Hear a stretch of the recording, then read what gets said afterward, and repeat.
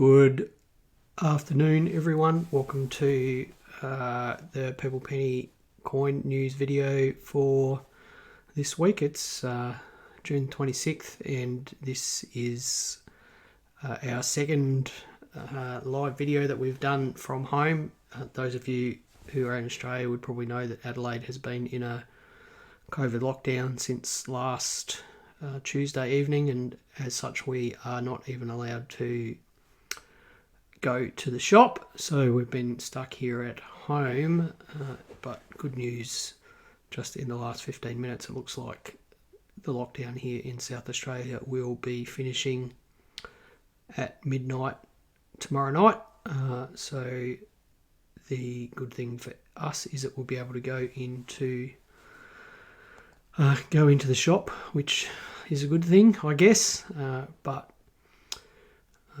it meant that for the last week we've obviously been closed. The store's been closed, and unfortunately we did have to close the website as well and our eBay store, simply because we are unable to go into the shop and check whether stock is available or pick stock for orders and get it ready for mailing. We brought home what we could last Tuesday, but obviously we can't bring home the whole shop with us, so we brought home some work to do, and unfortunately it means that for us there's no revenue for 7 days, but we're doing okay. We're getting lots done.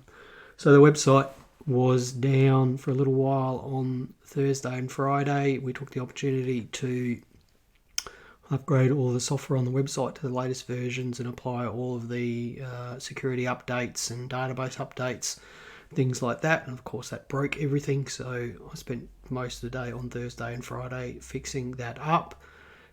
I think it's working okay now. One big improvement is that we will be able to take credit card payments on the website. Once it becomes live, we'll probably switch it back on tomorrow sometime. Once it becomes live, you'll be able to take credit card payments, which is good for those people that have been asking about it. We did have some questions from a few people about Afterpay. Now I'll just say that my moral position on buy now, pay later systems is that I think they're awful. I think if you can afford to buy something now, buy it now. If you can't, then you probably should go without. And I should just, let you know that Afterpay and ZipPay and places like that, they aren't free. They might be free to the consumer, but they push all their fees onto the retailers, and the fees are not insignificant. And in a lot of cases, the fees are more than our margin on some things, and half of our margin on new release mint product and things like that. So it's just not worth our time financially, and morally I don't really like buy now, pay later systems, so I don't think we will ever allow it in our store.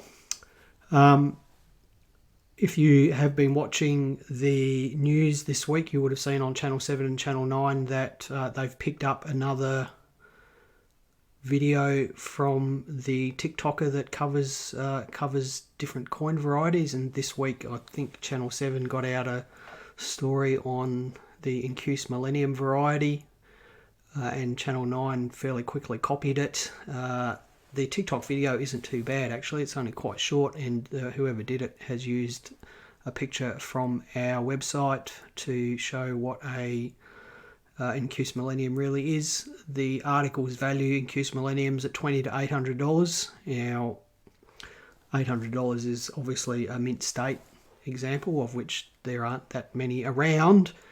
$20 is quite accurate for a well-circulated one that you find in circulation today. And, as far as those coin articles go that the Channel 7 and Channel 9 have published in the last few months, it's actually not a bad one. So well done to the TikToker who created that article and the video, and the Channel 7 and Channel 9 journalists who copied his content. So well done to them. So just before we go into our next item, we'll just say some hellos to everyone. G'day Gregory, Paul, Tony, Gary. Greg is telling us he's been in lockdown for 5 weeks. You have my sympathies, Greg. I'm sorry to hear that. Hello, Tanya. Hello, Mike. Hello, Werner. Alison, Tim, Patrick, Gary, Stephen, Carl, Greg, Matthew, John, Paul Allen, Tanya again. Yes, Tanya, we were very lucky here in South Australia. The government went early and seemed to get on top of things quite quickly. Hello, Gwen, and hello, Aaron. How are the cabinets holding up to all those new PNCs? Those of you who follow us on Facebook would have seen a table full of PNCs yesterday that Catherine has sorted through and priced up. Well, of course, they're not in the cabinets because they're still here at home with us because we're not allowed into the shop to put anything in the cabinets. And Al, it's good to see you here, mate. And Andy and Alan and Ben and Ash. Gosh, there's a lot of people here today. Super thrilling viewing for people who are watching this afterwards. Michael Edwards and Ian. It's good to see everyone here. As we were leaving on Tuesday with a bootload of work to do for the next week, the courier banged on the front door of the shop and our Olympic folders arrived. They're the 2 designs that you can only get through the Mint or through Mint distributors, so they will be available in store on Wednesday. Catherine is watching the live video. The live feed from Stephen Marshall's press conference must have finished, so she's come to the real entertaining stuff today. The Olympic folders are in stock. Those of you who expressed interest in those, you'll be getting emails on Wednesday about that. They'll be available for pickup in store if you want them. We've also put in for a allocation of the Paralympic folder, so that's a single $2 coin folder. The retail price is $3 and we don't get any discount on that, so we have to pay $3 for them. That means that they will not be mailed out. It's not worth our time mailing them out, and in store you'll have to pay with cash for those, because if you pay with a credit card we'll be making a loss. So they'll be available from the 18th of August, shipping delays allowing, of course. And just sort of banging on from last week, the Mint is releasing all their products in 2 stages this month, or next month for August, and there's a group of Animalia coins being released. We'll have a look at those quickly in a second. Look, they are not bad looking things, but it's probably not a topic that has a wide group of people that are interested in it, but they are quite affordable and well executed designs. So if you're interested in them, do let us know and we'll put you down on our interest list for those. The details of those are here. So there's the Paralympics folder at the top there, available from the 18th of August. There's 3 different Paralympic releases. There's a coloured copper nickel coin for $15. There's a special edition version of the coloured copper nickel coin with a book, which is $45, and a gold plated coin as well, which is $80. The allocations of those last 2 are very small, so if you want one of those last 2, you'd better get in, register your interest with your favourite RAM distributor early. Right, now I don't really have a topic this week, but I'm just going to continue on with looking at some interesting error coins because people seem to enjoy that. I will just give anyone the opportunity to ask any questions they have today. I've got, obviously not being in the shop, I've got some more time today, so I am quite happy to answer any questions people might have. And if I run down the other end of the house, I might be able to drag Catherine down here and she could answer a question too. Good luck with that. So if you do have any questions, please save them up and ask them at the end, and I'll do my best to answer them for you today. As I said, I do have a bit more time. So today I picked out 3 pretty cool errors. This is the first one. It's a half penny, and you've probably noticed that it's a bit of an odd shape. It's kind of football shaped or elliptically shaped. It's a 1921 half penny. On first impression, you probably think it's a cut down coin, but if you look at the legends, and the legends are the lettering around the rim of the coin, you'll actually see that the legends have what's called fishtailing at the bottom of them. Fishtailing is called that because it's got that distinctive fishtail shape to it, that split serif shape to it, and that's an indicator that the coin was struck with metal missing, and the missing metal meant that the coin flow, the radial coin flow, that's the flow outwards, was unconstrained. There was nothing there to stop it. And that means that this coin wasn't cut down after it was made. It was actually struck on an undersized blank, and the football shape of it gives you a pretty strong clue as to what type of error it is. It is in fact an elliptical shape. It's what's called an elliptical clipped planchet. So there was a failure in the process that makes the blanks. The blank making process is essentially a punch that punches circles out of a metal strip, and in between punches the metal strip indexes along so that there's another bit of metal strip for another blank to be made out of. If the metal strip fails to move along the correct amount, you actually end up with two blanks being punched over each other, and you end up with undersized blanks, and sometimes they actually get struck and you end up with a clipped planchet. Elliptical clipped planchets are the second scarcest type of clipped planchet, and for whatever reason you do see them from time to time on pre-decimal coins. You very rarely ever see them on decimal coins. This one is exceptional because of the date, the fact that it's so early and the condition is still very good. It is an exceptionally hard to find error, this one. Right, next error. This one is a bit of a spoiler for our cab article for November. Catherine and I wrote an article for Australian Coin and Banknote magazine yesterday on this coin. It's a 2-cent piece, and if the image ever changes, there we go, you'll notice that the obverse is reasonably well formed, but there is areas of missing design around the rims, and the reverse there is mostly there, but you'll notice that it's got some striations up on the top right hand side and down the bottom left hand side. This is probably the hardest to find split planchet error. It's actually a coin that's been struck on a planchet that has split. The planchet split prior to the strike. The split side was the reverse, so those striations are indicative of a split planchet on the reverse there. Now, why is it hard to find? Firstly, because it's very unusual to find Australian decimal coins that are struck on split planchets to begin with. You do see them on coins that have split after they're struck, but not before they're struck very often. The second reason why it's hard to find is because it's on a bronze coin. You very rarely ever see them on bronze coins. They're much more common on copper nickel coins. Now, if Catherine is still watching, she might be able to correct me, but I think we've only ever seen 3 or 4 split planchet bronze Australian coins, and I think this might be the only one I've ever seen that is actually struck on the coin that has split. Here she is. She's coming in here. With my 2 cents Oh, worth. okay. Catherine's just bringing in her 2 cents. Just bringing my 2 cents. Right. I will just switch this topic off for a minute. So, because we're at home, I thought it would be worth sharing something from our home, which is a numismatic collectible that isn't a coin.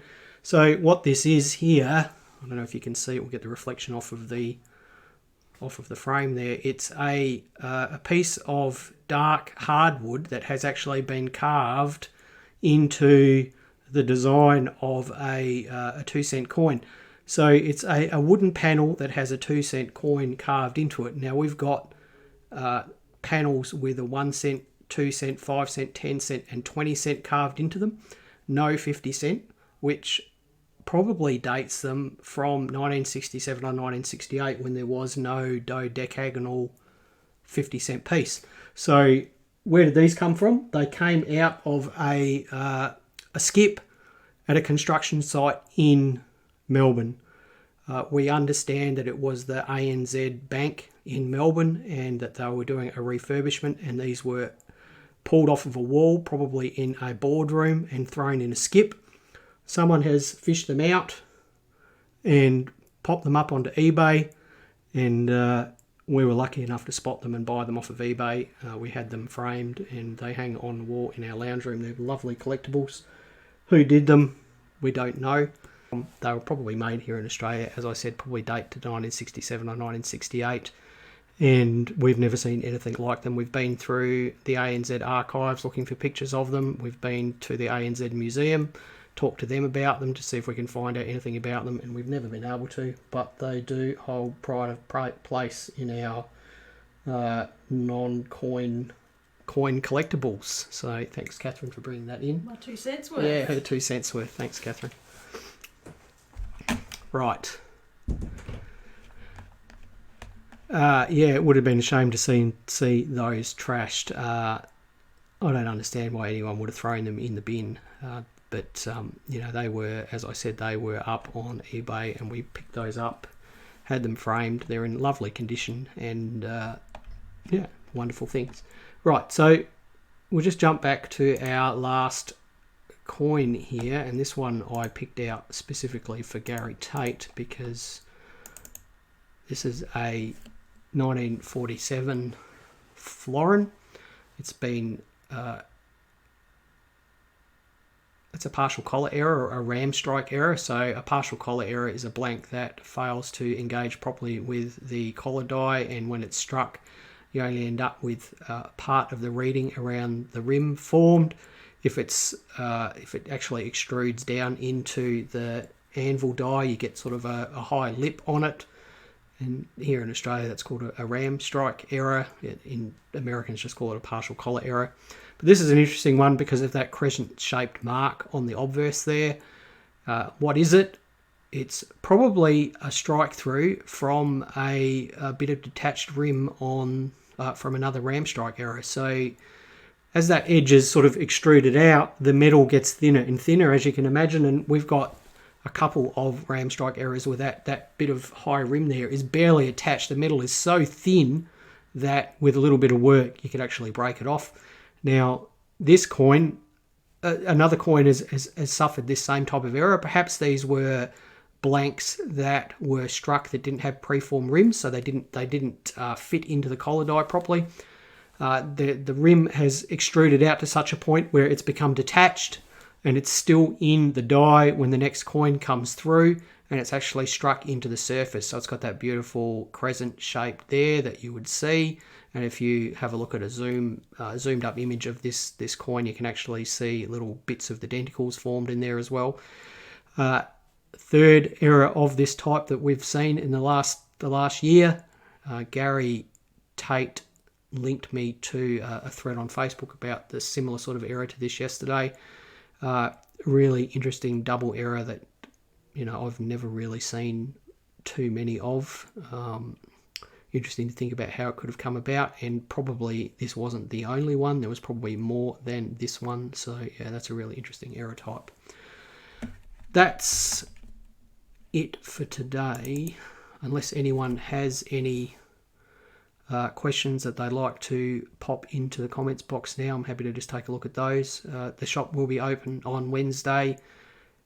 The website will be taking orders from tomorrow sometime. Please, if there's any problems with the website, just give us a call or send us a message. A call is always good. We've tested it as much as we can, but we can't make it live and test it that way. If you do make orders tomorrow, then please be patient with us. We'll be very busy on Wednesday. We've got to take all the stuff back there that we brought home with us. We've got to unpack it and put it all away and get ready to open up on Wednesday. So please be patient with us if you do order something tomorrow. Does anyone have any questions? Yeah, Ash, we should have 2x2 sheets in there. We've still got plenty of stock of those. We have our 2x2 pages made for us. They're made to our design, and because of all the goings on with COVID, we're unable to source any at the moment from where we usually get them. So we're actually stocking another person's product at the moment. If you're after polypropylene pages, there's a couple of different types you can buy in our shop at the moment. It's not ideal, but we have to still have something available for people. Right, no questions. We'll wind it up there. Thank you everyone for taking part. It was good to see so many of you. If you're in lockdown, please stay safe. Not coin related, but what software do you use for your lives? What lives? What part of our life, Ian? Ian's a shop regular. Ian and his son come into the shop very regularly, and they're both lovely fellows. The son is especially friendly. Ian is a hilarious guy and makes some really interesting coin related stuff. So Ian, if you just want to clarify that question, I'm happy to answer that question for you. Anyway, anyone who's in lockdown, please take care, especially if you're in New South Wales. Please stay home and keep safe. This won't last forever, and everyone's thinking about you. So, all right, we'll just wind it up there. Ian's not going to answer the question. Thanks everyone for watching. Please take care. What do I use for live Facebook feeds? So at the moment, I've got a Logitech HD webcam up the top here, and it's all in a Dell laptop. And I've got there's the microphone there. So it looks a bit sort of vaguely phallic, but there's the microphone there. It's a Blue Yeti microphone. And I use software called OBS, which is OBS Studio, which is some sort of freeware thing. Reasonably easy to use, but I have continual problems with the hardware. So the reason why I was a few minutes late today is because I couldn't get the microphone to connect to the OBS software properly. And I also have continual problems with the sync between the video and the sound. I'd really like to record these videos and upload them to Facebook in HD, but unfortunately I can't figure out the syncing problem with the sound, so I have to upload the Facebook video, which is standard definition. So the OBS software allows you to cut between different scenes, and you can compose the scenes offline with pictures or videos or slideshows. You can also use windows from other software, so if you're running Paint software, you can share that window and things like that. It does what I need. I'd like the quality of production to be better, but this is what we've got. We don't make any money out of these videos, so I don't really want to spend any money on them, and I already spend enough time doing them. So it would be great to sort out those issues, but I can't. And I do like the live nature of them, so I'm not really interested in recording them offline and editing them and putting them back together. So yeah. Right, Warren has a 1991 5-cent large SD that has zigzag cracks for the outside of the rim to the centre of the rim. Can you please send pictures? Yes, Warren, of course. Please send through some pictures. You can either send them through via Facebook message directly to us that way, or you can email it to me, and my email address is mark@thepurplepenny.com. So thepurplepenny.com, there's no .au. mark@thepurplepenny.com. I'd love to see your pictures. So Werner says very common problems with OBS. He has the same problems. So look, OBS is quite good. I think we can do video overlays and things like that as well, but I'm happy with the way that it works for now. I am disappointed I can't get the HD videos off of it though. Right, that'll be it for today. I've talked enough. It's lunchtime and I'm hungry. Bye everyone. Please take care, and we will see you next week on the video, or if you're here in Adelaide, we'll see you in the shop. If you do come to the shop, please bring a mask. I don't know if they're going to be compulsory, but I'd hate for us to find out that they are going to be compulsory and then you can't come in because you didn't bring one. Just bring one just in case. All right. Bye, everyone. Take care.